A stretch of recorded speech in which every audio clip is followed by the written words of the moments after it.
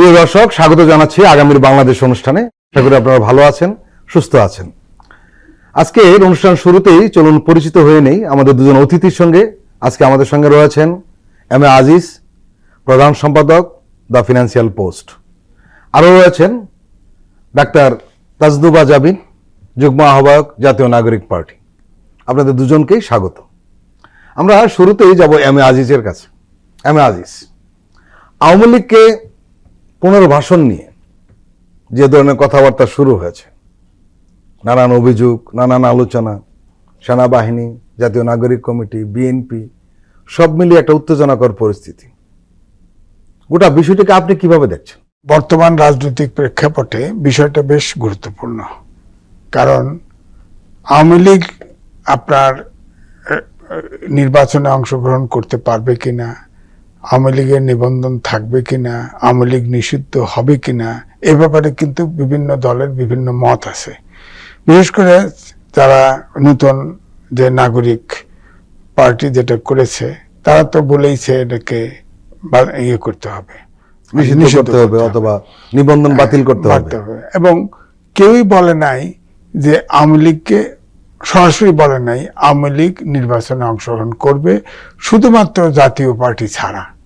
জাতীয় পার্টি কিন্তু বলেছে জাতীয় পার্টি এবং আওয়ামী লীগকে বাদ দিয়ে নির্বাচন অংশগ্রহণমূলক হবে না। বিএনপি কিন্তু অন্যভাবে একটা কথা বলেছে। ওনারা বলেছে যে যদি কেউ অপরাধী না হয় তাহলে নির্বাচন অংশ নিতে বাধা কোথায়? ওইটাই আমি বলছি। 5 আগস্ট আপনার ছাত্র জনতার রক্তের প্রায় 2000 ছাত্র জনতা জীবন দিয়েছে। আপনার বিচারটা এখনো করতে পারেন না। যাকে ধরে তারে 1000 কোটি, যাকে ধরে সেই খুনি। এর তো বিচার করলেই তো এমনিতেই পার্টি শেষ হয়ে যায়। এই বিচারটা আগাচ্ছে না, কেন আগাচ্ছে না এইটাই আমি তো বুঝি না। এখন পর্যন্ত চার্জশিট একটা ফাইল করতে পারে না। আচ্ছা, বিচার না আগালে যদি কোনো কারণে বিচার এখনো শুরু হয়নি, এই কারণে কি আওয়ামী লীগকে পুনর্বাসন করতে হবে? না, পুনর্বাসন প্রশ্নটা পরে আসে। পুনর্বাসনের কথা কিন্তু কেউ বলে নাই। শব্দটা আপনার ছাত্রদের পক্ষ থেকে প্রশ্নটা এসছে। সরাসরি পুনর্বাসন শব্দটা কোন রাজনৈতিক দলকে, এটা তো রাজনীতি না। বিষয়টা যেটা হলো আমি বলি, সেটি হলো যে প্রশ্নটা বিতর্ক তৈরি হয়েছে, সেখানে হলো ইতিমধ্যে কিন্তু আমরা জেনে গেছি যে আসলে এদেশে কারা আওয়ামী লীগকে পুনর্বাসন করতে চায় আর কারা চায় না। এটা কিন্তু মোটামুটি স্পষ্ট হয়ে গেছে, যেভাবেই বলুক না কেন।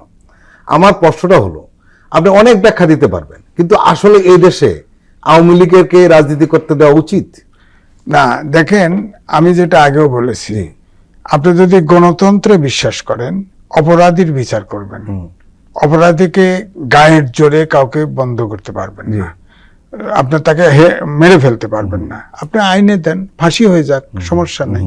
যেমন ধরেন জামাতে ইসলামের নিবন্ধন তো বাতিল ছিল, রাজনৈতিক দল নিষিদ্ধ ছিল, শেষেও কিন্তু এক্সিকিউটিভ অর্ডারে কিন্তু তাকে নিষিদ্ধ করা হয়েছিল। এখনো জামাতে ইসলামের নিবন্ধনই নেই। এখন যদি নির্বাচন দেন, জামাত যতক্ষণ নিবন্ধন ফিরে না পাবে ততক্ষণ পর্যন্ত কিন্তু নির্বাচনে যেতে পারবে না। আমার বক্তব্য হলো, ওইখানে অপরাধ করেছে, তার বিচার হবে। বিচারটা কেন করে না? দলটাকে অপরাধ করে নাই? দলটা অপরাধ, তার জন্য কোর্ট আছে, আপনি জাজ করার কেউ না। আমি কেউ বলছি কি জানেন, যে দল তার অপরাধ করে নাই, করেছে দলীয় লোকেরা। না, সমর্থক মিলেই তো দল। দলের আলাদা কোনো এন্টিটি নাই, আলাদা কোনো অস্তিত্ব নাই। আপনার নেতা কর্মী মিলেই দল। অপরাধ করলে এখন এই অপরাধের ক্ষেত্রে নেতা কর্মীর ভিতরে নিউজের ব্যাপারে কি জানি বলছিলেন না, নেত্র নিউজ সেনা সদর দপ্তরের আপনার মতামত নিয়েছে। তারা নেই, নাম দেওয়া হয়নি। কি কোনো নাম দেওয়া হয়নি কিন্তু নেত্র নিউজের এই নিউজটির মধ্যে, যে কার সোর্স। না, নেত্র নিউজে সরাসরি নেত্র নিউজ সেনা দপ্তর থেকে লিখিত দেওয়া হয়েছে। লিখিত দেওয়া সিগনেচার আছে, সেই লিখিত সিগনেচার কি নিউজে সিগনেচার থাকে? আপনারা আমাদের দেশের সমকালীন নেত্র নিউজকে, নেত্র নিউজে রিপোর্ট করছে। আইএসপিআর বলছে আমরা জানি না। আইএসপিআর জানেন না তো? সমকালীতে রিপোর্ট করেছে। আইএসপিআর বলছে তারা জানে। হ্যাঁ, তাদের বক্তব্য তারা স্বীকার করেছে এবং তারা বলেছে এটা হাসনাতের একটা স্টানবাজি ছাড়া কিছু না। আমি বলতেছি যে এইটা নেত্র নিউজকে সেনাবাহিনীর প্রধান থেকে একটি সূত্র তাদেরকে বলেছে, কিন্তু প্রশ্নটা হলো সেনাবাহিনী কেন আনুষ্ঠানিকভাবে এই ব্যাপারে আইএসপিআর এর মাধ্যমে বিবৃতি দিচ্ছে না? আপনি চাইছেন কি সেনাবাহিনী নিজেই দেয়? কারণ হলো সেনাবাহিনী যখন কোনো বক্তব্য দেয় সবসময় আইএসপিআর এর মাধ্যমে দেয়। এইভাবে বিচ্ছিন্ন করে কোন একটা অনলাইন পোর্টালকে দিয়ে দিল, এটা কিন্তু আমরা এই প্রথম দেখলাম। হ্যাঁ, দিছে দিছে। এখন এবার আপনি কেন দিয়েছে সেটা কিন্তু আমরা জানি। নেত্র নিউজের সাথে তাদের সম্পর্ক কি সেটা তো আপনি নিশ্চয়ই হ্যাঁ, জানেন। আমার বক্তব্য হচ্ছে দুইজন দেখা করছে, কিন্তু বক্তব্য ব্যাপারে অস্বীকার করে নাই। বক্তব্য অস্বীকার কেমনে করবে, তার কলিগ অস্বীকার করবে কেমনে, সেটাই। যে মিথ্যা বলছে এটা বলবে, বলবে না। তারা ওখানে বিষয়টা হলো তারাই সার্জিস অ্যাপয়েন্টমেন্ট চেয়েছে সেনাপ্রধানের সাথে কথা বলার জন্য, আর হাসনাত বলছে তাদেরকে নিয়ে ডেকে নেওয়া হয়েছে। এটা কারটা বিশেষ না না না না, এখানে এটা তো স্পষ্ট যে তারাই এটা চেয়েছে, সাক্ষাৎকারটা তারা চেয়েছে ওখানে। সার্জিস বলছে যে আর্মি চিফ যখন একটা বক্তৃতা দিছিল না, জি, জি। সেটার ব্যাপারে তারা জানতে, কিন্তু ওই ইস্যুটা তো আলোচনায় আসে নাই। আলোচনায় আসছে, বলা হচ্ছে সেনাপ্রধান বলছে, চাপ দিছে যে একটা বিশুদ্ধ আওয়ামী লীগ হলে তাহলে অংশগ্রহণমূলক নির্বাচন হবে। ব্যাপারটা এই লাইনে তো গেছে, কিন্তু আগে বলতে ইনক্লুসিভ নির্বাচন, ইনক্লুসিভ। তো সেটা তো কিন্তু গত 15 বছর ইনক্লুসিভের কথা আর বলে নাই কেউ, এর না। সমস্যা। সেটা তো আলাদা কথা। তাহলে তো সেনাপ্রধান এখন বলছে আপনার সেনাপ্রধান তো প্রধান উপদেষ্টার অধীনে, তাকে জিজ্ঞেস করুক। আপনি জিজ্ঞেস করো, আমি জিজ্ঞেস করবো কেন? Right right. That is the institution, জিজ্ঞেস করুক। আর প্রধান উপদেষ্টা যখন হাসনাত সাহেব আপনার স্ট্যাটাসে বক্তব্য দিল, তিনি তার সাথে সাথে এই রিয়াকশনটা কেন দিলেন? এটা দিয়ে তো জিনিসটা গরম করে ফেলছে। যে এটা তো সিদ্ধান্ত হয় নাই যে তাদেরকে নির্বাচনে অংশগ্রহণ করতে দেওয়া হবে আওয়ামী লীগকে, বা তাকে নিবন্ধন নিষিদ্ধ করা হবে না, এই ধরনের সিদ্ধান্ত তো হয় নাই। তো প্রধান উপদেষ্টা হুট করে বলে দিল যে না, সরকারের এরকম তাদের নিষিদ্ধ করার কোনো পরিকল্পনা নাই। এটাতে তো সমস্যাটা বেশি তৈরি হয়ে গেছে, কারণ এখানে তো আলোচনার দ্বারটা ক্লোজ হয়ে গেল, ক্লোজ হলো, এই জন্যই সমস্যাটা তৈরি হয়েছে।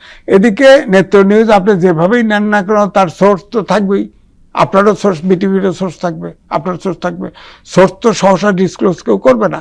কিন্তু আমার কথা হচ্ছে সেনা প্রধানের সাথে বৈঠক করলো তারা ডেকে নিয়ে, এটা অন্য বাইরের কোনো বৈঠক না। এই বৈঠকটা আপনার স্ট্যাটাস, ফেসবুকের স্ট্যাটাস দেয়, এটা কি রাজনৈতিক পরিপক্কতা? আমরা সেই বিষয়ে পরে আসবো। তাজদুমা যাবেন, আমি যে কথা বলছিলাম যে নানান ঘটনার মধ্য দিয়ে এটা স্পষ্ট হয়ে গিয়েছে যে কারা আওয়ামী লীগের পুনর্বাসন চায়, কারা চায় না। এটা হলো একটা দিক।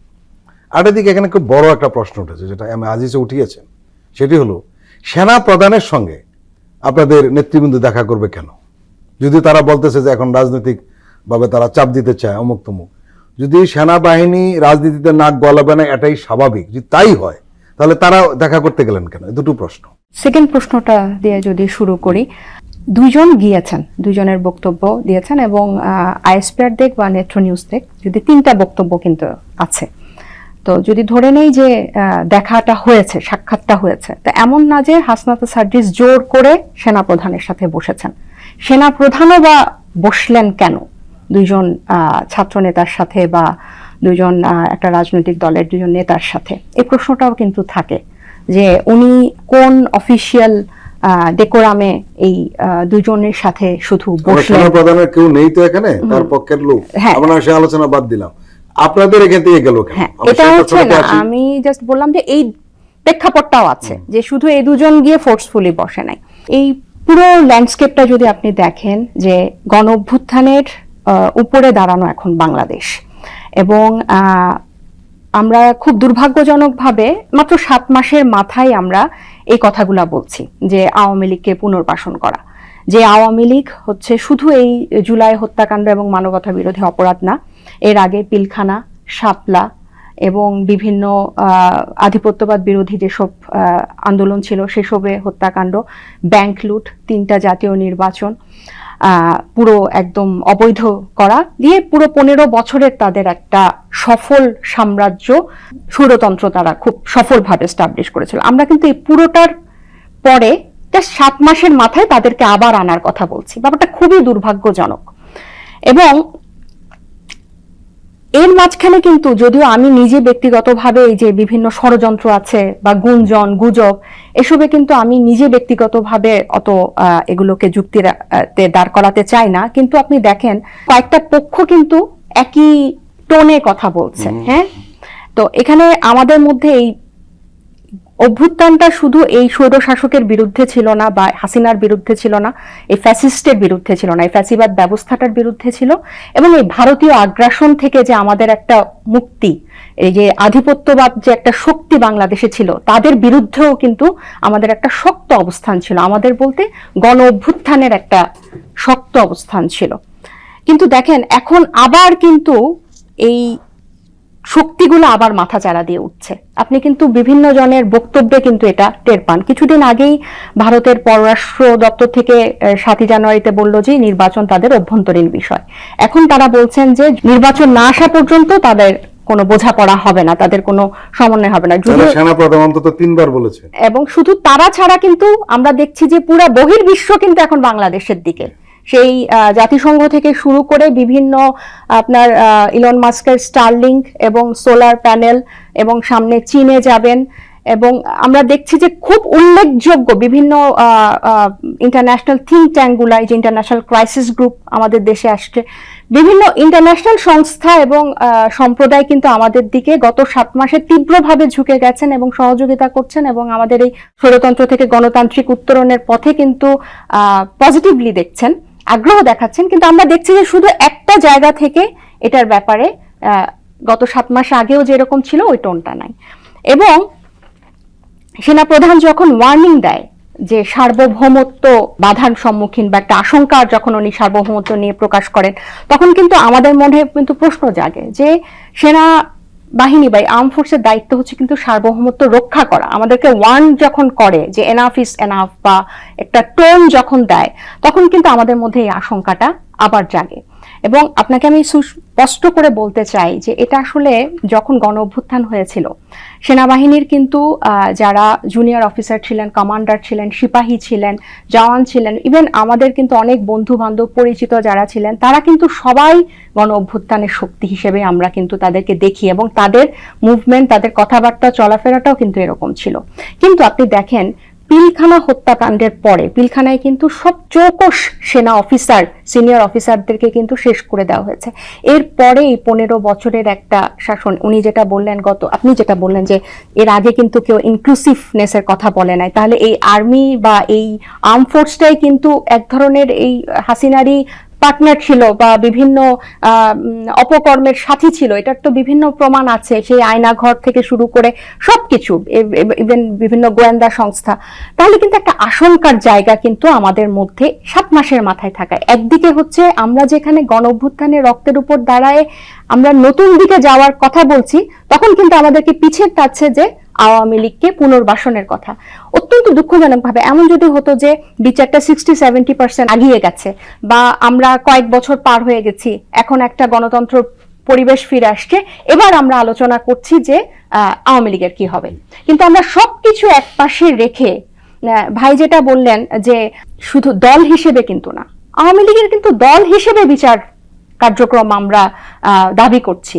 তারা যে জুলাই ম্যাসাকার যারা তারা এটা করেছিল, এটা কিন্তু তাদের সাংগঠনিক সিদ্ধান্তেই আওয়ামী লীগ গুন্ডা বাহিনী, সন্ত্রাস বাহিনী কিন্তু নির্বিচারে, যে বললো 2000 মানুষকে হত্যা করেছে, 600 মানুষকে অন্ধ করেছে, পঙ্গু করেছে, হাজার হাজার মানুষকে আহত করেছে, তাহলে কিন্তু তাদের দল হিসেবে তাদের বিচার হওয়া দরকার।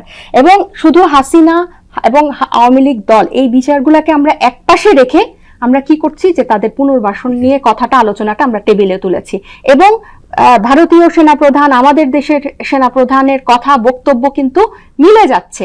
এবং এই যে সফট টোন, যে তাদেরকে, আপনাকে আরেকটা কথা আমি একটা মনে করাই দিতে চাই যে 5ই আগস্টের পরে কিন্তু এই ছাত্র নেতাদের মুখেই প্রথম রিকনসিলেশনের কথা উঠেছিল, যে যারা হত্যাকাণ্ডের সাথে জড়িত না, যারা বিগত দিনে লুটপাটের সাথে জড়িত না, তাদের পলিটিক্যাল রাইট কেড়ে নেওয়ার কিন্তু কোনো ইচ্ছা নাই, এটা কোনো গণতান্ত্রিক না। কিন্তু এটা পরের আলাপ, তার আগের আলাপ কি? আমরা কিন্তু এনসিপি, আপনি জানেন যে আমরা কিন্তু সুস্পষ্টভাবে আমাদের অবস্থান জানিয়েছি যে বিচার কার্যক্রম চলার আগ পর্যন্ত আওয়ামী লীগ রাজনীতি করতে পারবে না, বা এটা রোড ম্যাপটা কি।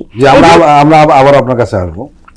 এমএ আজিজ, আমাদের ঠিক বোধে আসে না বা বুঝে আসে না, সেটি হলো এই আওয়ামী লীগের হাতে জামাত এবং বিএনপির হেন কোনো অত্যাচার নেই যেটা স্বীকার হয়নি। কিন্তু আমার মনে হচ্ছে তাদেরকে দেখে তারা সব ভুলে গেছে।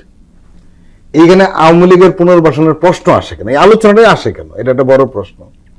আর 7 মাসও যায়নি, এবং সবকিছু ভুলে গেছে। আওয়ামী লীগের হত্যাকাণ্ড, তাদের লুটপাট, চোরতন্ত্র, এগুলো নিয়ে আর সামনে আলোচনা হচ্ছে না, একটা দিক। আরেকটা দিক হলো যে আপনি মনে করুন তারেক রহমান, খালেদা জিয়া, জিয়াউর রহমানকে হেন অপমান নাই যা এই আওয়ামী লীগ করেনি। প্রথম তো সবচেয়ে বেশি জোরালো দাবি হওয়া উচিত ছিল এই দুটো দলের পক্ষে, ছাত্রদের চেয়েও, বিএনপি এবং জামাত।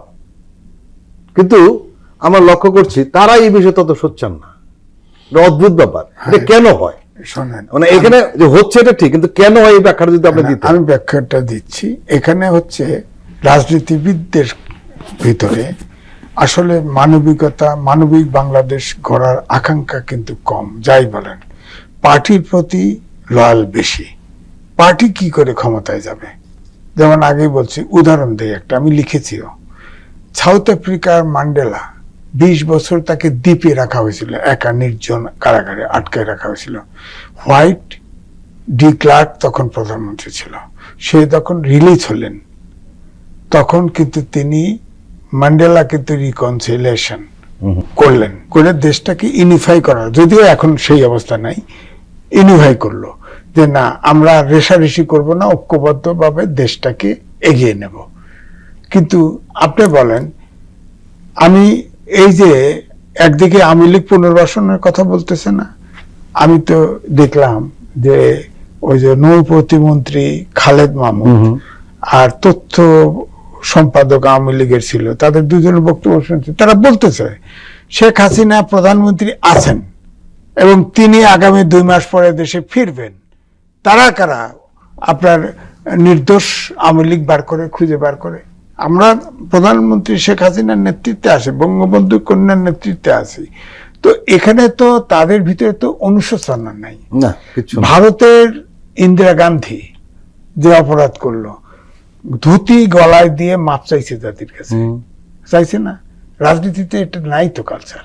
আপনি তারপরের বাড়ি ইন্দিরা গান্ধী ক্ষমতায় আসছে, আর শেখ হাসিনা বলছে আমাকে একবার অন্তত ক্ষমতায় দেন, দিয়ে কিন্তু স্বৈরাচার হয়ে গেছে। পার্থক্যটা দেখেন, মাটির দোষটা দেখেন আপনি। তো সুতরাং আমি বলছি যে একটা হলো আপনার স্বাভাবিকভাবে ধারণা করা যে জাতি ঐক্যবদ্ধ হওয়া, রিকনসিলিয়েশন করে যার যার অপরাধ, তো রিকনসিলিয়েশন মানে কি সবাই অপরাধ করবে, অপরাধের শাস্তি পাবে না, কিন্তু অপরাধ মন এবং মননে এটা গ্রহণ করবে, করে জাতির কাছে মাপ চাবে। কিন্তু সেটি কি আছে? ভারতে রোড অ্যাক্সিডেন্ট হয়েছিল, দায় নিয়ে পদত্যাগ করেছিল জয়প্রকাশ, সম্ভবত আমাদের হোসেন মোহাম্মদ এরশাদের সময় আমাদের যোগাযোগ মন্ত্রীকে প্রশ্ন করা হয়েছিল যে ভারতে তো আমাকে রিজাইন করছিল, আপনি আমাদের ট্রেন অ্যাক্সিডেন্ট করলে রিজাইন করবেন নাকি? উত্তর ছিল, আমি কি ট্রেন চালাই? এই হলো বাংলাদেশ আর অন্য দেশের কালচার। কালচারটা, রাজনৈতিক কালচার, গণতান্ত্রিক কালচারটা যতক্ষণ হবে না ততক্ষণ পর্যন্ত ছাত্রদের উপরে কিন্তু আশা ছিল। এই প্রসঙ্গে যাব, আমি আরেকটু প্রশ্ন করতে চাই। সেটি হলো, ধরুন এই আওয়ামী লীগ গত 15 বছরে যা করেছে, কোন রাজনৈতিক দলের বৈশিষ্ট্যের মধ্যে ছিল? এটা মাফিয়া পার্টি, মাফিয়া গং। আমি একে রাজনৈতিক ভাবে রাজনৈতিক দল হিসেবে চিহ্নিত করার ঠিক আছে, চলছে কেন? এই যে মাফিয়া গং, আমার এখানেই বক্তব্য হচ্ছে, যাকে আপনি যদি গণতান্ত্রিক বাংলাদেশ গড়তে চান, তাহলে আইনের শাসন চান, সুশাসন চান, মানবিক বাংলাদেশ চান, তাহলে কারো গলা টিপে ধরতে পারেন না, তার বিচার করেন। বিচার করেন না কেন এতদিন? বিচার করলে এমনিতে নেই বংশ হয়ে। রাইট, বিচার কেন শুরু হচ্ছে না? আসলে এটা খুব বার্নিং কোশ্চেন, সবার মধ্যে এই আলোচনা হচ্ছে, বিচার এখনো কেন শুরু হচ্ছে না? নানান সীমাবদ্ধতা রয়েছে, ওকে, কিন্তু আর কতদিন সীমাবদ্ধতা, তাই না? কিন্তু এখানে একটা প্রশ্ন আমরা লক্ষ্য করেছেন, রাজনৈতিক দলগুলো কিন্তু বিচারের ব্যাপারে সোচ্চার না। এটা অদ্ভুত ব্যাপার। আমি আপনার সোচ্চার, কিন্তু রাজনৈতিক দলগুলো সোচ্চার না। না, রাজনৈতিক দল হইতে সামনে তো নির্বাচন, ভাব কে কারে ঘায়াল করে আগে যাবে, অথবা কে আওয়ামী লীগের ভোট পাবে। আর 2 নম্বর, সরকারের স্টেপও পরিষ্কার না। সব সময় দেখবেন মেয়ে দিয়ে কথা বলে, সবসময় পরিষ্কার না, যার ফলে এই পরিস্থিতিটা তৈরি হচ্ছে। এখন যে ছাত্ররা তাদের ক্ষমতায় বসাইছে, সেই ছাত্ররাও তাদের বিরুদ্ধে বলে, ছাত্ররা বিশ্বাস করে না, কখনো পক্ষে বলে, কখনো বিপক্ষে বলে। একটা সরকারে থাকতে হলে তো একটা ফোর্সের সাপোর্ট লাগবে, একটা ফোর্সের অন্তত রাজনৈতিক দলের আপনার কনফিডেন্স, অথবা নিজে একটা ফোর্স হইতে হবে, অথবা নিজে হতে পারে নাই, তার হতে তো পারে পার্টি নাই, নাই, পারে নাই, পারে নাই। নাই। তো এই জন্য আমি বলছি, যেমন এই যে এখন যে ভয়ঙ্কর অভিযোগ উঠছে যে আমরা দাবি করতাম যে সব সরকারের মধ্যেই করাপশন আছে, এই অন্তর্বর্তীকালীন সরকারের ভিতরে নাই। প্রিয় দর্শক, আমরা এখন একটি বিরতি নিচ্ছি, আপনারা আমাদের সঙ্গেই থাকুন।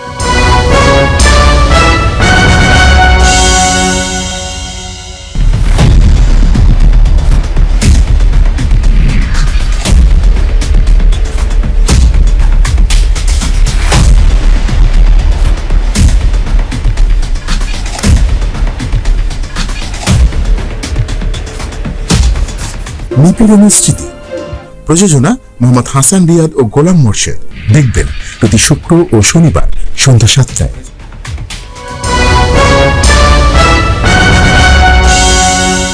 প্রিয় দর্শক, আবারও স্বাগত আগামীর বাংলাদেশ অনুষ্ঠানে। আজকে আমাদের সঙ্গে আলোচনায় রয়েছেন সিনিয়র সাংবাদিক এম এ আজিজ এবং তাজনুবা জাবিন।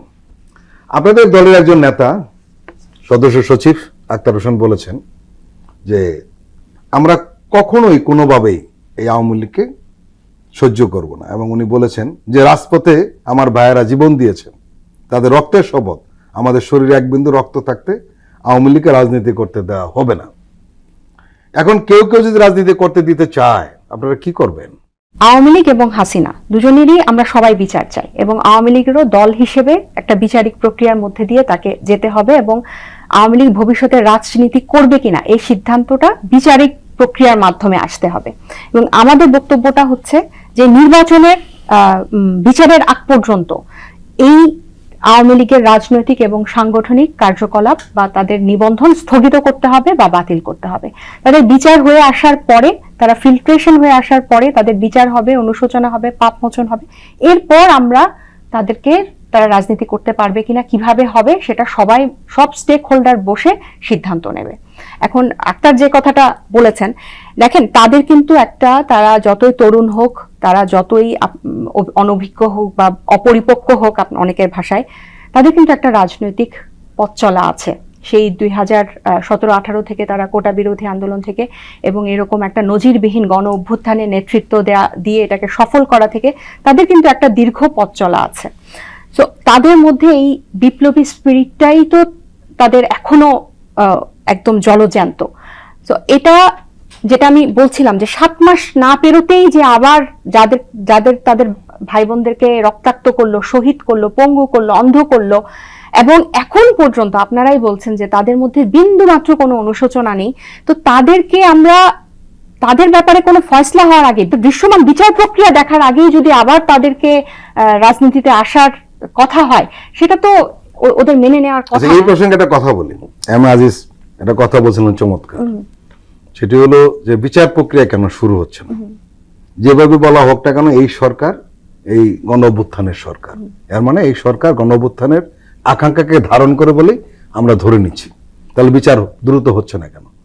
আরও বিষয় এম আজিজ বলছেন, সেটাও আমাদের সঠিক মনে হয়েছে, সেটি হলো এই সরকারকে অ্যাক্টিভ হতে দেখিনি, তার নিজস্ব কোনো মতামত নেই। মানে সে নিজে যে একটা কিছু উদ্যোগ নিবে, সেখানে তাদেরকে আমরা লক্ষ্য করছি না, মানে প্রতিক্রিয়াশীল। বিচার কেন শুরু হচ্ছে না, এটা তো আমাদেরও প্রশ্ন। এই যে আইসিটি যে বিচার কাজ করছে, যে একটু আগে আপনারা চার্জশিটের কথা বললেন, আমরাও কিন্তু এটার কথা আমাদের বক্তৃতায়, আমাদের বিভিন্ন আলোচনায় বারবার আমরা, যে আপনারা ডাকছেন টক শোতে যাচ্ছি, ওখানেও কিন্তু আমরা এই কথাগুলো বলছি। এবং জাতিসংঘের মানবাধিকার হাই কমিশনার এরকম একটা নিখুঁত, মানে নিশ্চিদ্র একটা রিপোর্ট দেওয়ার পরে, এবং ওখানেও কিন্তু এটাও আমাদের চাওয়া যে এই বিচার কাজগুলো আন্তর্জাতিক অপরাধ আদালতে উঠবে কিনা, যাবে কিনা, এই বিচারগুলা বিশ্লেষণ করা, এই মানে সব বিষয়গুলা বিশ্লেষণ করা, এবং বিচার প্রক্রিয়াটা, যেটা আমি শুরুতে বলছিলাম যে 60-70% একটু আগায় যাওয়া। আমাদের কিন্তু রাজনৈতিক দলগুলো, আমরা নির্বাচন সংস্কার নিয়ে আমরা যতটা সোচ্চার, যতটা ডিবেট করছি, আমরা কিন্তু বিচার নিয়ে সেই ডিবেটটা করছি না। সরকার করছে না কেন? সবার সরকার, বিএনপির সরকার। এটাই, যে সরকারটা কিন্তু সবার। এটা সবাই কিন্তু স্বীকার করেছেন, প্রত্যেকটা রাজনৈতিক দলের নেতৃবৃন্দ কিন্তু স্বীকার করেছেন যে এটা গণ অভ্যুত্থানের পরে আমাদের একটা সরকার, এবং এই সরকার যদি ব্যর্থ হয় তাহলে আমরাও ব্যর্থ হব। এই কথাটা কিন্তু সবাই বলেছেন। সরকার কিন্তু সবার, এবং এই সরকারের কাছেই কিন্তু আমাদের চাওয়া যে কেন বিচার প্রক্রিয়াতে কোনো মানে দ্রুত গতি আসছে না, এবং আমরা দৃশ্যমান কোনো বিচার দেখতে পাচ্ছি না। বারবার কেন এটা আমাদেরকে দাবি জানাতে হচ্ছে? এতগুলা মানুষ শহীদ হওয়ার পরে, এত হাজার মানুষ এই 2024 সালের মতো আধুনিক যুগে এসেও এরকম বর্বরতার শিকার হওয়ার পরেও কেন আমাদেরকে দাবি দফা করে বিচার চাইতে হবে? এটা তো নিজে থেকেই হওয়ার কথা, এবং এটা কিন্তু প্রমাণিত যে এটা আন্তর্জাতিক অপরাধ হয়েছে, মানবতা বিরোধী অপরাধ হয়েছে। আরেকটা বিষয় যেটা যে গতকাল প্রধান উপদেষ্টা যে বক্তব্য দিয়েছেন নিষিদ্ধ করার ব্যাপারে, সরকারের যখন আমরা সমালোচনা করছি, আমরা এটাও বলতে চাই, আমরা কিন্তু তৎক্ষণাৎ একটা প্রতিক্রিয়া জানিয়েছি যে আপনি প্রত্যেকটা রাজনৈতিক দলের সাথে না বসে, জনগণের সাথে না বসে, যে জনগণ 5ই আগস্ট আওয়ামী লীগ এবং হাসিনাকে দিয়ে রায় দিয়ে দিয়েছে, তাদের ঘোষণা দিয়ে দিয়েছে, এত বড় গণ অভ্যুত্থান সফল করেছে, আমরা কারোর সাথে না বসে, কারোর সাথে আলোচনা না করে, উনি কিন্তু আনটাইমলি বলে দিল যে রাজনীতি নিষিদ্ধ করবেন না, আওয়ামী লীগের রাজনীতি নিষিদ্ধ করবে না। তো এটা কিন্তু খুবই দুঃখজনক এবং আশঙ্কাজনক যে আমরা তো আওয়ামী লীগ কিন্তু গণতান্ত্রিক ফ্রেমওয়ার্কের মধ্যে নাই। আপনারা নিজেরাই বলছেন একটা মাফিয়া বাহিনী, এবং এটা কিন্তু জাতীয় নিরাপত্তার জন্য এক ধরনের থ্রেটও তারা।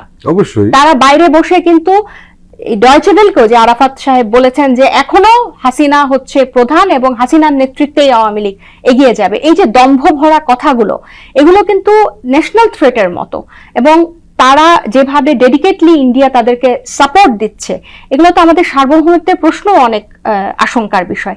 তাহলে এই বিষয়গুলো কেন সরকার অ্যাড্রেস করছে না? এই যে আপনি শুধু আমাদের সরকার বলে এই ব্যাপারটা কিন্তু পার পেয়ে যাওয়ার কোনো উপায় নাই। এটা কিন্তু প্রত্যেকটা রাজনৈতিক দলের, দেখেন রাজনৈতিক দলগুলো নিজেরা তর্ক করবে, বিতর্ক করবে, কিন্তু কিছু ব্যাপারে কিন্তু প্রত্যেকটা রাজনৈতিক দল একসাথে। প্রধান উপদেষ্টার বক্তব্যের পর মোটামুটি প্রত্যেকটা রাজনৈতিক দল কিন্তু তাদের প্রতিক্রিয়া দিয়ে দিয়েছে, হ্যাঁ, এবং সবারই কিন্তু অলমোস্ট একই কথা, যে তাদের যে ভাষায় বলুক না কেন টোনটা একই, রাইট?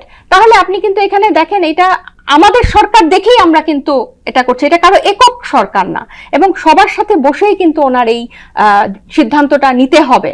এবং আমি বারবার বলছি যে এটা 7 মাস, এটা খুবই প্রিম্যাচিউর যে আমরা এতগুলা কাজ বাকি রেখে, বিচার বাকি রেখে, এখনো মানুষজন হাসপাতাল থেকে, পুনর্বাসন কেন্দ্র থেকে কিন্তু এখনো বাসায় যায়নি। আরেকটা জিনিস দেখবেন, যারা জেলে আছে আপনি তাদের ফুটেজ দেখেন তো বিভিন্ন টিভিতে, যারা যখন হাজিরা দেয় তারা হাসছে, গল্প করছে, তাদের বডি ল্যাঙ্গুয়েজ স্বাভাবিক, অনুতপ্ত নেই, এবং তারা হাস্যোজ্জ্বল। অন্যদিকে দেখেন এখনো কিন্তু যারা সন্তান হারালো, মা বাবাদের চোখের পানি এখনো শুকায়নি, এবং বার্ষিকীও হয় নাই, প্রথম মৃত্যু বার্ষিকী যে হবে সেটাও কিন্তু এখনো যায়নি, অথচ আমরা তাদেরকে আবার সেই ঘাতকদেরকে আবার কিভাবে এই গণতন্ত্রের কথা বলে, তারপর হচ্ছে মানুষের মৌলিক অধিকারের কথা বলে কিন্তু আমরা তাদেরকে আবার আনার চেষ্টা করছি। এটা কিন্তু কোনোভাবে এই যে রক্তের উপর দাঁড়িয়ে কিন্তু এটা কোনো ছাত্র জনতা যারা এই গণ অভ্যুত্থান সফল করেছে তারা মেনে নিবে না। আমি আজিজ, আপনি একদিন এই টক শোতে কিন্তু একটা কথা বলেছিলেন, রাজনৈতিক দলগুলো বারবার ভুল করে আর এই তরুণরা জীবন দেয়। এখন কি আবার আরেকটি ভুলের দিকে যাচ্ছে? প্রায় ভুলের জায়গায় পৌঁছাইছি, কারণ ছাত্ররাও এলোমেলো কাজ করতেছে, রাজনৈতিক দলরাও রাইট পথে চলছে বলে মনে হচ্ছে না। সুতরাং এই যে গণ অভ্যুত্থানটা হয়ে গেল, এটাও আমার মনে হয় ওই আগের যে 52 সাল থেকে যত আন্দোলন হয়েছে সব আন্দোলনের কিন্তু রেজাল্ট আমরা পাই নাই, এবারেও বোধহয় পাবো না, আমার কাছে তা মনে হচ্ছে। কারণ ছাত্ররা পরিপক্ক ভূমিকা, ধরেন এই যে উদাহরণ দিলাম, ওকে ফাইন, সব দায়িত্ব কি ছাত্রদেরই? অন্য রাজনৈতিক দলের কোনো দায়িত্ব নেই? তারা তো অনেক বড় দল না, কারণ তারা তো অনেক বড় দল, তারা মনে করে সামনে নির্বাচন দেওয়ার কথা, অন্তর্বর্তীকালীন সরকার নির্বাচন দিবে, তারা ক্ষমতায় গিয়ে যা করবে, এই রেসে তারা আছে। হ্যাঁ, কিন্তু ছাত্ররা আপনি বলেন এই যে এখন আমরা একটা জিনিস খেয়াল করছি, আমি আজিজ, সেটি হলো আমরা ছাত্রদের দোষগুলি খুঁজে খুঁজে বের করছি, এবং কিছুটা যুক্তিও রয়েছে, নিঃসন্দেহে যুক্তি রয়েছে। যেমন একটা প্রশ্ন তাজনুবা কিন্তু এড়িয়ে গেছেন, সেটি হলো তারা সেনাবাহিনীর প্রধানের সাথে দেখা করতে যান কেন? ঠিক আছে, কিন্তু অন্য রাজনৈতিক দলগুলো এই জুলাই আকাঙ্ক্ষা ধারণ করার দায়িত্ব তাদের নেই? আছে। তাদের ব্যাপারে আমরা চুপ কেন? না, চুপ না তো তারা তো বলছে কি বলছে? তাদের মতো করে যার যার মতো করে বলছে। না, তাদের ব্যাপারে যেমন আমরা আমি চুপ বলি, কেন সবাই? আরো স্পষ্ট বলি, বলেন। এই যে ছাত্ররা এখন যে বলল তারা রক্ত দিছে, তাদের জীবন রক্ত থাকতে আওয়ামী লীগকে আসতে দিবে না, প্রধান উপদেষ্টা যে বলল তাদের নিষিদ্ধ করার সিদ্ধান্ত, তার ব্যাপারে একটা কথা বলছে। বলছে কি বলছে? বলছে যে আমরা এটা মানি না। আমরা তো মানি না তো কত কথা হলো না। কেন? তারা রক্ত দিবে, এটা ঠেকাবো ওটা ঠেকাবো, হ্যাঁ, ওনাকে বলা Okay, উচিত fine, ছিল okay, ছাত্রদের ভাষা অনুযায়ী ওনাকে রিজাইন করার হ্যাঁ। কথা বলা উচিত ছিল, বলে নাই তো। আচ্ছা। সুতরাং আবার দেখেন জামাতের ভাষা কিন্তু অনুকূল সরকারের পক্ষে, ছাত্রদের পক্ষে। বিএনপির মতো বড় দল চুপ কেন? হ্যাঁ, চুপ না তো, তারা তো বলছে বিচারের কথা বলছে। না না না, তারা আওয়ামী লীগের ব্যাপারে রিজভী সাহেবের আওয়ামী লীগের বক্তব্য কি- ব্যাপারে রিজভী সাহেব বলছে যে যারা নিরীহ তারা তো করতে পারে, বাকিগুলো বিচার হবে। আওয়ামী লীগ দল হবে আবার দেশে আওয়ামী লীগ নামে? হতে বিএনপি পারে। চাবে? কেন হবে না? বিএনপি চাচ্ছে তো আপনি এটা। কোর্টে চাচ্ছে, কে বলছে? কে কইছে আওয়ামী লীগ চাইছে? কেউ বলে নাই, তাই কেউ বলে নাই। আপনারা একটা কথা বলি, আমি আবার ওই জায়গায় যাই, আমি আজিজ ওই জায়গায় আবার যাই। দেশ ও জাতির দায়িত্ব শুধু তরুণদের, যেটা আপনি বারবার বলার চেষ্টা তরুণরা করছেন। দায়িত্ব নিচ্ছে। শেষ করতে দেন। রাজনৈতিক দলগুলোর কোনো দায়িত্ব নেই। আছে, এই দেশ চালানোর দায়িত্ব এককভাবে এই সরকারের, এবং সরকারের পক্ষে যারা আছে সবই বিরোধী দল বানায় ফেলছে, ছাত্র বিরোধী দল হয়ে যাচ্ছে। ছাত্র এখন তো, কারণ হচ্ছে আপনি যখন সংস্কার Right, করবেন, right. সংস্কার রাজনীতিবিদ ছাড়া পারবেন? সংসদ আসবে, তারপরে না সংসদ অনুমোদন না হলে তো হবে না। আপনি এনসিকে প্রশ্ন দিচ্ছেন কা, টিক মারা প্রশ্ন দিচ্ছেন কা? এটা কোন পৃথিবীতে কোথাও শুনছেন রাজনৈতিক দলকে এইভাবে একটা অন্তর্বর্তীকালীন সরকার অবজ্ঞা করে? না না, পৃথিবীতে এটা আমরা শুনি নাই। 7 মাস পরে আবার এই ফেসিস্টদের পুনর্বাসন, এটা কিন্তু শুনি নাই। পুনর্বাসন শব্দটা কাজে আনলেন এটা- কেন? কাজে এটা একটা নতুন। পুনর্বাসন শব্দটা কেউ উচ্চারণ Inclusive. করে নাই। সব বলছে যে সবার অংশগ্রহণে বলছে, জি, জি। তাও কিন্তু কোন রাজনৈতিক দল বলে নাই। ইনক্লুসিভ শব্দটা কিন্তু কোন রাজনৈতিক দল উচ্চারণ করে নাই।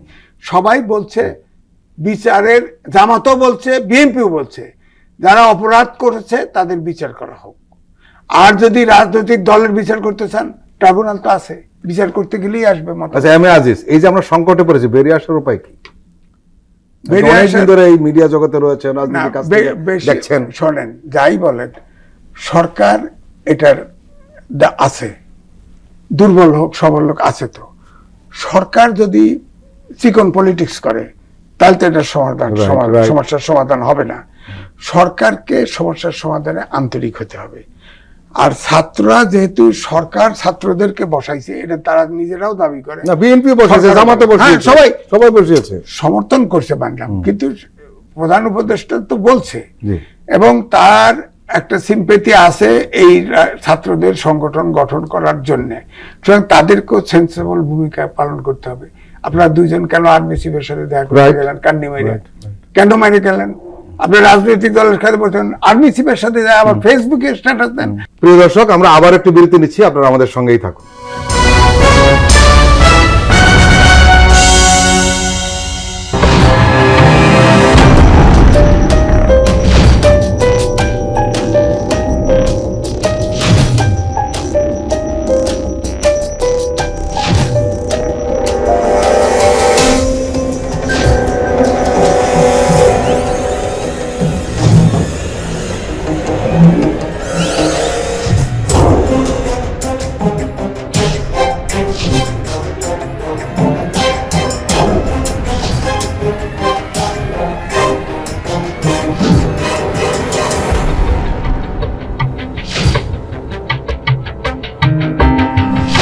কেমন আছে অর্থনীতি দেখবেন প্রতি সোম ও মঙ্গলবার রাত 10:20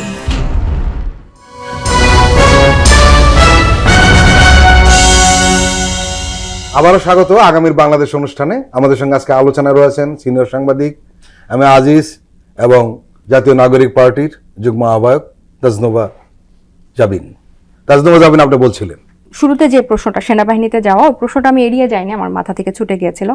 তার আগে আমি আজিজ ভাইয়ের একটা প্রশ্ন কথা একটু দ্বিমত পোষণ করছি, যে জাতীয় ঐক্যমত্য কমিশন যে হয়েছে এই 6টা কমিশন বা 5টা কমিশন নিয়ে, সেখানে কিন্তু 13ই মার্চ পর্যন্ত কিন্তু প্রত্যেকটা রাজনৈতিক দলের কাছে সুপারিশটা পাঠানো হয়েছে, 166টা সুপারিশ সম্বলিত স্প্রেডশিট পাঠানো হয়েছে, এবং প্রত্যেকটা রাজনৈতিক দলের সাথে প্রফেসর রিয়াদ সাহেব বলেছিলেন যে আনুষ্ঠানিক অনানুষ্ঠানিকভাবে আলাদা আলাদা বসবেন, আবার একসাথে বসবেন। সো একটা পেপারের উপরে কিন্তু তারা আলোচনা করবেন, এটা কিন্তু বলা হয়েছিল। এবং রাজনৈতিক দলগুলোই কিন্তু এখন আজকে গতকাল হচ্ছে আপনার রোববার জমা দিয়েছেন বিএনপি এবং এনসিপি আমাদের দল। তো প্রত্যেকটা রাজনৈতিক দলকে কিন্তু এখানে কানেক্ট করা হচ্ছে, এবং পরবর্তীতে এগুলোর ভিত্তিতেই কিন্তু চার্টার করা হবে, এবং চার্টারটা কিন্তু বাস্তবায়নের জন্য গণভোটের কিন্তু কথা বলছেন, মানে জনগণকে সম্পৃক্ত করার কথাও বলছেন। সো এই ব্যাপারটা কিন্তু একেবারেই পরিষ্কার যে এখানে তাদের সাথে না বসে, এবং এটাকে যে অবজ্ঞা করার কথা বলা হচ্ছে বা এমসিকিউ বলে যে একটু হালকা করার কথা ব্যাপারটা আসছে, এটা আমার কাছে মনে হচ্ছে যে একটু ঋণাত্মক ভাবে দেখা হচ্ছে বা একটা নেতিবাচক ভাবে দেখা হচ্ছে। ব্যাপারটাতে যদি আমরা সহযোগিতা করি, যেটাতে ভিন্ন মত আছে, ওই প্রত্যেকটা সুপারিশ ধরে ধরে কিন্তু প্রত্যেকটা রাজনৈতিক দলের সাথে আলোচনা হতে পারে। এবং ওনারা বলে নাই যে এই সুপারিশগুলা মানে এগুলাই একদম মেইন জিনিস হয়ে গেছে। আচ্ছা, সেনাবাহিনীতে যাওয়ার যে দুজন গেলেন কেন, আজিজ ভাই বারবার বলছেন যে ওনারা রাজনীতি করতে হলে স্বশিক্ষিত হতে হবে, শিক্ষিত হতে হবে, পরিপক্ক হতে হবে। আমি আসলে খুব উইথ ডিউ রেসপেক্ট বলতে চাই, গত 15 বছরে কিন্তু আমাদের এই রাজনৈতিক ময়দানে অনেক রাজনীতিবিদ, বর্ষিয়ান রাজনীতিবিদরা ছিলেন, শিক্ষিতরা ছিলেন, স্বশিক্ষিতরা ছিলেন, পিএইচডি ধারীরা ছিলেন, অনেকেই ছিলেন। কিন্তু তারা থাকা সত্ত্বেও হাসিনা এরকম একজন দানব স্বৈরশাসক হয়েছিল, এবং 15 বছর শুধু মানুষকে, মানে ধনীকে আরো ধনী হয়েছে, গরিব থেকে আরো মানুষ গরিব হয়েছে, এবং পুরো ঝাঁঝরা বানিয়ে দেশটাকে এই স্বশিক্ষিত বর্ষিয়ান রাজনীতিবিদদের নাকের ডগাই কিন্তু হাসিনা তার সাম্রাজ্য করেছে, কিছু করতে পারে না। এবং এই অপরিপক্ক ছাত্ররাই কিন্তু এই গণ অভ্যুত্থান নেতৃত্ব দিয়েছে এবং এই গণ অভ্যুত্থান সফল করেছে। সেটা পুরো রাজনৈতিক দল, সবকটা রাজনৈতিক দলকে কানেক্ট করে এবং পুরো বাংলাদেশকে কানেক্ট করে কিন্তু এই অপরিপক্ক এবং ইনম্যাচিউর ছাত্র নেতারা কিন্তু এই গণ অভ্যুত্থান সফল করেছে, এবং তারা গণ অভ্যুত্থানের নেতৃত্ব দানকারী একটা সম্মুখ সারির শক্তি, এটা আসলে অস্বীকার করার কোনো উপায় নাই। এখন আসি যে তারা কেন দুজন কেন সেনাবাহিনীতে গেলেন এবং ফেসবুকে পোস্ট দিলেন। স্বাধীন মালিক সাহেবের একটা টক শো দেখছিলাম, ওনাকেও এই প্রশ্নটা করা হয়েছিল। তো উনি যেভাবে উত্তরটা দিয়েছেন আমার কাছে এটাই সবচেয়ে বেশি গ্রহণযোগ্য মনে হয়েছে। উনি বলেছেন যে আমি 20 বছর বয়সে যা করেছি আমি 30 বছর বয়সে তা করব না, বা 84 বছর বয়সে তো সেটা প্রশ্নই আসে না। সো তাদের মধ্যে কিন্তু একটা হাসনাত এবং সার্জিসের মধ্যে কিন্তু একটা, তারা গণ অভ্যুত্থানের একদম সম্মুখ সারির নেতা, এবং তাদের মধ্যে বিপ্লবী স্পিরিটটা কিন্তু আছে। সো দেশের সার্বভৌমত্ব নিয়ে যখন কথা হচ্ছে, কারণ আমরা দেখেছি সেনাবাহিনী যখন রাজনীতিতে হস্তক্ষেপ করে পাকিস্তানের কি অবস্থা হয়েছে, ইভেন আমাদের দেশেও যখন সামরিক শাসন এসেছিল 1/11-এর মধ্যে দিয়ে দেশে বিরাজনীতিকরণের সংস্কৃতি, যেটার ধারাবাহিকতায় ফ্যাসিস্টের জন্ম 15 বছর। সো এই ভয়টা, এই আশঙ্কাটা কিন্তু আমাদের মধ্যে আছে, এবং এই দুইজন তো আরো বেশি সেটাকে ধারণ করে। হ্যাঁ, এটা তাদের ফেসবুকে দেয়াটা হয়তো তাদের উচিত হয় নাই, কিন্তু তারা যেই স্পিরিটটা নিয়ে এটা দিয়েছে বা যে আশঙ্কা থেকে এটা তারা দিয়েছে, তাদের পন্থাটা হয়তো ভুল, কিন্তু তাদের আশঙ্কাটা, তাদের চিন্তাটা কিন্তু ভুল না। এবং এটা হয়তো তারা এই বয়সে করেছে, নেক্সট 5 বছর পর কিন্তু তারা এই ভুলগুলো করবে না, বা এই জিনিসগুলো যেটা পলিটিক্যালি কারেক্ট হওয়া বা পন্থাটা কারেক্ট হওয়া, এটা তারা আপনাদের চোখের সামনে, আপনারা তো আরো এক্সপিরিয়েন্স, তারা আরো শুধরে নেবে বলে আমি দৃঢ়ভাবে বিশ্বাস করি। এবং এখানে কম্প্যারিজনে আমি যে কথাটা বলতেছিলাম, আমাদের সেনা প্রধান, হ্যাঁ, কিন্তু অনেক এক্সপিরিয়েন্স একজন মানুষ, উনি জেনারেল, এবং উনি দীর্ঘ ওনার রাজনৈতিক বিভিন্ন নেতৃবৃন্দের সাথে, বিভিন্ন রাজনৈতিক দলের সাথে, বিভিন্ন রাজনীতির পালা বদলের সাথে উনি একদম প্রত্যক্ষ সাক্ষী, উনি অনেক কিছুর সাথে জড়িত ছিলেন। ইভেন 5ই আগস্টেও তার একটা বড় ভূমিকা দেখেছি। তাহলে উনি কেন এরকম অপরিপক্ক দুজন ছাত্র নেতার সাথে বসলেন? ফেসবুক স্ট্যাটাস দেওয়া নিশ্চয়ই এটা এদের দুইজনের নিজস্ব ব্যাপার। এবং এখানেও কিন্তু আরেকটা অপরিপক্কতার কথা, যেটা বারবার আমি বলতে গিয়েও সুযোগ পাচ্ছিলাম না, কেন একটা অনলাইন পোর্টালকে দিয়ে উনি ওনার বিবৃতি দিবে? ওনার অফিসিয়াল আইএসপিআর আছে, উনি ঢালাও ভাবে কনফিডেন্টলি উনি বলবে যে আমি এরকম কোনো কথা হয়নি, বা হোয়াট এভার ওনার স্টেটমেন্ট উনি দিবে। উনি তো পরিপক্ক, উনি তো কনফিডেন্ট, উনি তো অভিজ্ঞ, তাহলে উনিও কেন এ দুজনের মতো ব্যবহার করছেন? হ্যাঁ, এরা ফেসবুকে স্ট্যাটাস দিয়েছে, এটা এক সাইডে, তো উনিও কেন একজন অনলাইন পোর্টালের আশ্রয় নিলেন? এই প্রশ্নটাও কিন্তু আসা উচিত বলে আমি মনে করি। পুরো ব্যাপারগুলো আমি যেটা বলতে চাচ্ছি, আপনি পুরো সিনারিওটা যদি দেখেন যে ভারতের একটা এখানে ইন্টারফারেন্সের চিন্তা, এবং আওয়ামী লীগ ভারতে আছে, এবং শুধু হাসিনা না, 70 জন এক্স পার্লামেন্ট মেম্বার ভারতে আছে, এবং তাদেরকে বিভিন্ন সেফ এক্সিট দেওয়া, তাদেরকে এখান থেকে বের করে দেওয়া। তারা অলরেডি, যে পুনর্বাসন শব্দটা হয়তো এখানে রাজনীতিতে নাই, কিন্তু তাদেরকে কিন্তু অলরেডি পুনর্বাসন করা হয়েছে। তারা ইন্টারনেট ব্যবহার করছে। আরাফাত সাহেব ডয়চে ভেলে তার বক্তব্য আসছে, ওখান থেকে বিভিন্ন অডিও ক্লিপ আসছে। তাহলে তারা তো পুনর্বাসিত। এখানে সন্তান হারানোর পরে এখনো মা বাবাদের চোখের পানি হয় নাই, কিন্তু তারা কিন্তু তাদের রাজনীতি চালিয়ে যাচ্ছে, এবং ভারত তাদেরকে সেটা সাহায্য করছে। এবং আমরা কিন্তু বারবার বলছি, পুরো সেনাবাহিনীর একটা অংশ কিন্তু আমাদের এই গণ অভ্যুত্থানের অংশ এবং সক্রিয় অংশ বলে আমরা মনে করি। কিন্তু আমরা দেখেছি, হ্যাঁ, এবং পিলখানার অন টপ অফ পিলখানা হত্যাকাণ্ড, এখন কিন্তু আমাদের এই আশঙ্কাটা থাকতেই পারে যে আবার আমাদের, তাহলে আপনারা 15 বছর এই হাসিনা কি একা বেঁচে ছিল? স্বৈরশাসক কি সে একা একা হয়েছে? যদি এই টুলগুলো, বিভিন্ন গোয়েন্দা সংস্থা, বিভিন্ন ডিপ স্টেট এসবের কথা বলেন, বিভিন্ন এই সামরিক বাহিনী, সামরিক ব্যুরোক্রেটরা যদি তাদেরকে সক্রিয়ভাবে সাহায্য না করতো, হাসিনা তো একা একা হয় নাই। তাহলে এই আশঙ্কাগুলো থেকেই কিন্তু তারা হয়তো ক্লিয়ার করতে, তারা এই দুজন কিন্তু সেনাপ্রধানের সাথে বসেছিল, এবং সেটা সেনাপ্রধানের আন্তরিকতায়, মানে সেনাপ্রধানের সাহায্যেই, তারা কিন্তু জোর করে বসে না। আমরা একটা অন্য বিষয় আপনাকে দৃষ্টি আকর্ষণ করবো। আপনার দলেরই এই ফেসবুক স্ট্যাটাসের কথা বারবার আলোচনা হচ্ছে। এই ফেসবুকের স্ট্যাটাস অপরিপক্ক রাজনৈতিক বিশেষজ্ঞ কিনা সেটা এক বিষয়, আপনি তার একটা ব্যাখ্যা দিয়েছেন, দিতেই পারে। আমি মনে করি একজন স্বাধীন চেতার লোক দিতেই পারে, পরিপক্ক রাজনীতিবিদ হওয়ার দরকার না, আমার ব্যক্তিগত বিবেচনা। কিন্তু একটা প্রবলেম রয়েছে, সেটি হলো যে জাতীয় নাগরিক পার্টি একটা রাজনৈতিক দল, এবং যে দুজন ফেসবুকে স্ট্যাটাস দিয়েছেন তারা এই দলের গুরুত্বপূর্ণ ব্যক্তি। এই ধরনের ফেসবুক স্ট্যাটাস একজন রাজনৈতিক দলের নেতা দিতে পারেন না বলে আমরা মনে করি, কারণ তাকে এই ধরনের নীতি নির্ধারণী কোনো কথা বলতে গেলে তার দলীয় ফোরামে আলোচনা করা দরকার, কিন্তু সেই জিনিসটা আমরা দেখছি না। আমরা দেখছি প্রায়ই কেউ না কেউ ফেসবুকে একটা স্ট্যাটাস দিয়ে দিচ্ছে। এবং আপনারা জানেন, আপনাদের দলেরই আর এক নেতা, সেটা হলো নাসিরউদ্দিন পাটোয়ারি, তার একটা ফেসবুক স্ট্যাটাস নিয়ে বিরাট বিতর্ক তৈরি হচ্ছে। এবং আমরা মনে করি তার এই ফেসবুক স্ট্যাটাসকে কোনোভাবে মেনে নেওয়া যায় না, এবং শুধু তার এটা বিতর্কে হয় নাই, আমি মনে করি জাতীয় নাগরিক কমিটি পার্টিকেও একটা সংকটে ফেলে দিয়েছে। তাহলে এখন প্রশ্ন হলো, যদি এইভাবে আপনাদের নেতারা ফেসবুকে স্ট্যাটাস দিতে থাকেন যার যার মতো করে, তাহলে দলটার কি হলো? সিদ্ধান্ত একসাথে নেবেন না আপনারা? আমি আপনার সাথে কিন্তু অনেকটা একমত যে এখন যেহেতু একটা রাজনৈতিক দল হয়েছে, এবং এখন আমাদেরকে সেই অ্যাক্টিভিজমের চিন্তা থেকে বের হয়ে এসে রাজনীতি এবং অ্যাক্টিভিজম দুটাকে আমাদের আলাদা করতে হবে। এবং খুশি এই কারণে যে এখনো আমাদের পার্টির 1 মাস হয় নাই, এবং এই দলগুলো, এই সমস্যাগুলা, এই ভুলগুলা খুব তাড়াতাড়ি সামনে চলে এসেছে। সো এটাকে আমি খুব পজিটিভ ভাবে দেখি যে 28শে ফেব্রুয়ারি আমাদের দল এসেছে, এবং 28শে মার্চ আসার আগেই, 1 মাসের আগেই এই সমস্যাগুলা একদম পাবলিক ডোমেইনে বা একদম জাতীয় পর্যায়ে। সো আমাদের যারা নেতৃবৃন্দ আছেন তারাও কিন্তু বুঝতে পারবেন সমস্যাগুলা কি হচ্ছে না হচ্ছে, যেটা 5 বছর বা 5 মাস পরে, 1 বছর পরে হওয়ার কথা ছিল, সেটা 1 মাস আগেই হয়ে যাচ্ছে। আমার কাছে মনে হচ্ছে গ্রুমিং করার জন্য, কোড অফ কন্ডাক্ট ঠিক করার জন্য, এবং আমাদের দলের নীতিমালা ঠিক করার জন্য, গঠনতন্ত্র ঠিক করার জন্য, আমরা কিভাবে রাজনীতিটা করব, যেটা বুঝতেছি ওটা কিভাবে এক্সিকিউট করব, এই জিনিসগুলো চর্চা করার জন্য, এই জিনিসগুলো গ্রামাটিক্যালি ঠিক হওয়ার জন্য আমরা যথেষ্ট সময় অনেক আগেই আমরা পেয়ে গেলাম।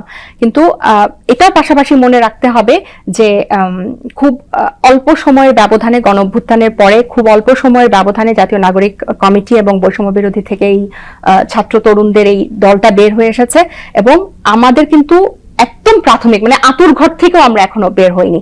সো এর মধ্যেই আমরা কিন্তু অনেকগুলো জাতীয় পর্যায়ে অনেকগুলো সমস্যার সম্মুখীন হচ্ছি, এবং এগুলো আমরা পার হচ্ছি, শিখছি।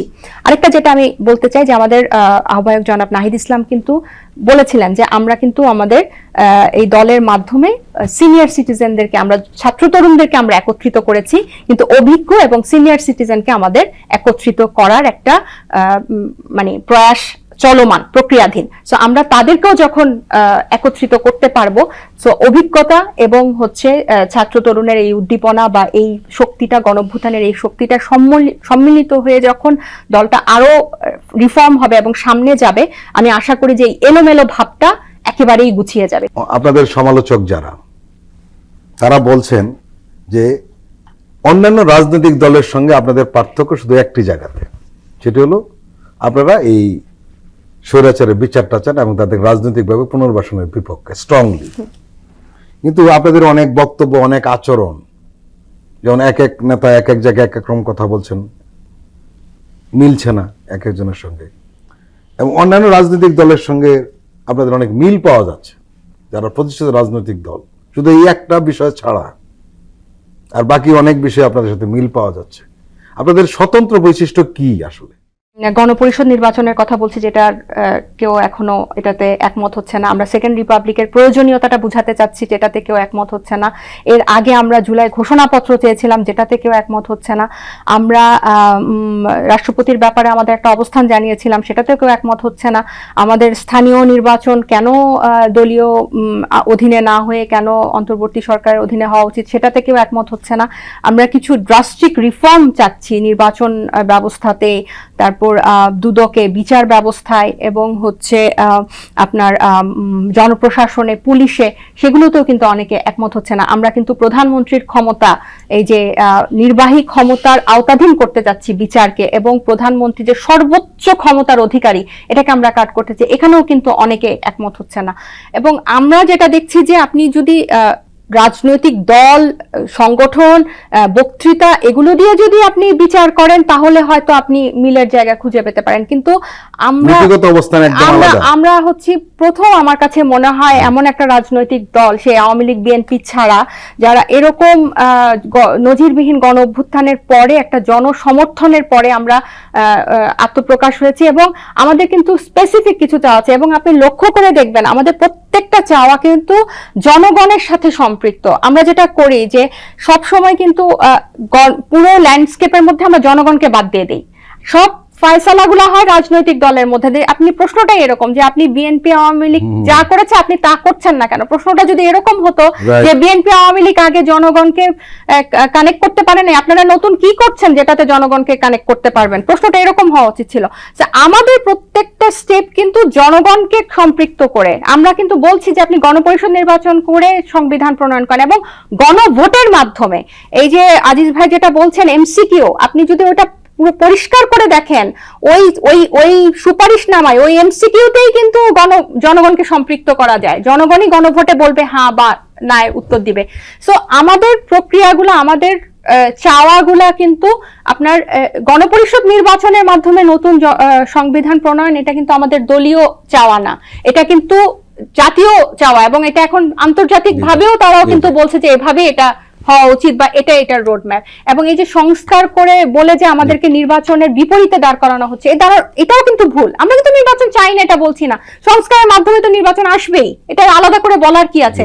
কিন্তু সংস্কারগুলো ম্যান্ডেটরি। আপনি যেই নির্বাচন কমিশনার আপনার এই 3টা জাতীয় নির্বাচন পুরা অবৈধ, পুরা রাতের মধ্যে খেলো, সেই নির্বাচন আপনি যদি একই ব্যবস্থা রেখে সে নির্বাচন করেন, তাহলে এক দল প্রভাবিত করে স্বৈরশাসক হয়েছে, আরেক দল যে প্রভাবিত করবে না তার কি গ্যারান্টি? তাহলে আমরা এই ব্যবস্থাটার পরিবর্তন চাই, এটার সাথে তো অনেকে একমত হচ্ছে না। আমরা এই পুলিশ প্রশাসনটাকে স্বতন্ত্র চাই। এই যে আপনি দেখেন পুলিশ কিন্তু শ্রীলঙ্কায় যে এরকম আন্দোলন হলো, সেখানে কিন্তু পুলিশ জনগণের উপর গুলি চালায় না। কেন চালায় না? কারণ শ্রীলঙ্কার পুলিশ রাজনৈতিক প্রভাব মুক্ত ছিল। তাহলে আমরা এরকম একটা রাজনৈতিক প্রভাব মুক্ত, স্বতন্ত্র, স্বাধীন পুলিশ কমিশনারের পক্ষে চাই, যেটা আমরা ক্ষমতায় গেলেও আমাদের কথাও পুলিশ না শোনে, তাই না? তাহলে এটা তো কার কথা শুনবে? জনগণের রক্ষক জনগণের কথা শুনবে। বিচার হয় না, এই যে এতগুলা বিচারহীনতার সংস্কৃতি, আমরা তো সেটাতেই ফিরতে যাচ্ছি যে নির্বাহীর থেকে বিচার বিভাগকে আলাদা করা হোক। যে আগে কি হতো, হাসিনা কি প্রধান বিচারপতিকে কিভাবে অপসারণ করেছে, ওই ঘটনা যদি সত্যি হয়ে থাকে, আমরা তো দেখেছি যে তার একজন কর্মচারী গিয়েই হচ্ছে প্রধান বিচারপতিকে বের করে দিতে পারে। তাহলে আমরা তো এই সংস্কৃতি চাই না। তাহলে আমরা যখন ক্ষমতায় যাব আমরাও বিচার বিভাগের উপর, তাহলে এটা কি জনসম্পৃক্ত না? তাহলে এগুলোর সাথে তো আমি দেখছি না কারো মিল আছে। আপনারা প্রথম 1 মাসের আগে কয়েকটা ফেসবুক স্ট্যাটাস দিয়ে তরুণদের, আপনারা যদি পুরো জিনিসটাকে বিচার করেন সেটা একেবারেই উচিত হবে না। বিশেষ করে আপনারা যারা বোদ্ধা, আপনারা যারা অভিজ্ঞ, আপনারা যারা দীর্ঘদিন ধরে রাজনৈতিক বিশ্লেষক হিসেবে কাজ করছেন, তাদের কাছ থেকে তো আমাদের আশাটা আরো বেশি। আপনারা ভুল ধরিয়ে দিবেন, তাহলে আমরা খুব দ্রুত এগুলাকে শুধরে নিব। আজিজ, যে এই অল্প বয়সী বা তরুণদের রাজনৈতিক দলের উপর যে পরিমাণ অ্যাটাক আসছে, অন্য রাজনৈতিক দলগুলোর উপরে কিন্তু এত অ্যাটাক আসছে না, কারণ কি? ভারতে আম আদমি পার্টি তারা কিন্তু দখল করেছিল 1 বছরের মধ্যে, এবং তারা কিন্তু কম প্যারা খায় নাই। আম আদমি পার্টির প্রধান জেলেও ঢুকাই দিয়েছিল, কাজ হয় নাই, ক্ষমতায় চলে গেছে। তো সুতরাং বয়স রাজনীতিতে অনেক পার্টি বিলুপ্ত হয়ে গেছে, অনেক সিনিয়র পার্টি, হ্যাঁ অনেক বিলুপ্ত হয়ে গেছে। হ্যাঁ, বিশাল পার্টি ছিল, মুসলিম লীগ ক্ষমতায় ছিল, মুসলিম লীগ ন্যাপ কত প্রভাবশালী ছিল, জাসদ প্রভাবশালী ছিল। হ্যাঁ, জাসদ তো তরুণদের পার্টি ছিল, সেই জাসদ ভেনিশ হয়ে গেছে। গত 15 বছরে আমরা দেখেছি রাজনৈতিক দলগুলো কেন ব্যর্থ হয়েছে। ইদানিং আমরা একটু বেশি করে টের পাচ্ছি যে তাদের মধ্যে চিন্তা চেতনার আসলে ঘাটতি ছিল, মূল কথাটা, স্পিরিটটা, আকাঙ্ক্ষাটাই ঘাটতি ছিল। এখন একটা প্রশ্ন উঠেছে যে এই গণ অভ্যুত্থানে যারা শরিক হয়েছে সবাই কি ফ্যাসিস্ট বিরোধী কারণে শরিক হয়েছে, না রেজিম চেঞ্জের জন্য শরিক হয়েছে? রেজিম শব্দটাও কিন্তু কিছু ডিক্টেটরিয়াল হয়, এটার ব্যাখ্যা শাসন ব্যবস্থা, নতুন শাসন ব্যবস্থা। বিষয়টা হচ্ছে যে সরকার শেখ হাসিনা ছিল, যে দেশে একটা গণতন্ত্রের নামে আয়নাঘর পর্যন্ত হতে পারে, তাকে কোনোভাবেই এটাকে একটা কিলার রাজনৈতিক দলের নামে একটা কিলার বাহিনী বলা যায়। ব্যাপারটা কিন্তু এরকম। একটা গণতান্ত্রিক যুগ কথা বলবেন, গণতান্ত্রিক দেশ বলবেন, আয়না ঘরের মতো জায়গায় আপনার 10 বছর 12 বছর রাখবেন, ধরে নিয়ে গুম করে মারি ফেলবেন, এটা কোন ধরনের দেশ? পৃথিবীতে কয়টা দেশে এরকম আছে বলেন তো? হিটলারও তো এভাবে মারে না, ধরছে গ্যাস চেম্বারে ঢুকাই দিছে, মরে গেছে, 5 মিনিট কষ্ট পাইছে। এ তো 10 বছর ধরে কষ্ট করাইছে, তার ফ্যামিলি শেষ। এটা এই জন্য এটার কিন্তু এটা ঠিক, বিতর্কের জন্য বিতর্ক হয়, এদের বিচার হওয়া দরকার। আমার বক্তব্য হচ্ছে যে ছাত্রদেরকে এটা দিয়ে মেসেজ একটা, ছাত্ররা আগে যত শক্তিশালী ছিল এখন কিন্তু অত শক্তিশালী মনে করা হয় না, এটা কিন্তু বিবেচনা আনতে হবে। 32 নম্বর তা প্রমাণ করেছে নাকি কত শক্তিশালী নয় না? বাংলাদেশের প্রধান উপদেষ্টা বলছে ভাঙ্গো, কোন রাজনৈতিক দল করছে ভাঙ্গো, ভাঙলো কার কথায়? এই যে 32 নম্বর শুরু করে আওয়ামী লীগের রাজনৈতিক দল বলছিল শেখ হাসিনাকে আউট করে দাও, কোটায় ছাত্রদের বলছিল কোন রাজনৈতিক দল আউট করতে? সব রাজনৈতিক দল চাইছে। ছাত্ররা 52 সাল থেকে সব আন্দোলনে অগ্রভাগে ছিল, এটাও ছিল, নির্দয় ভাবে ছিল। আপনাকে গুলি আপনি 32 নম্বর ভাঙার পক্ষে না? কে ঠিক হয় নাই? না, ঠিক হয় নাই, কোনো প্রশ্নই আসে না।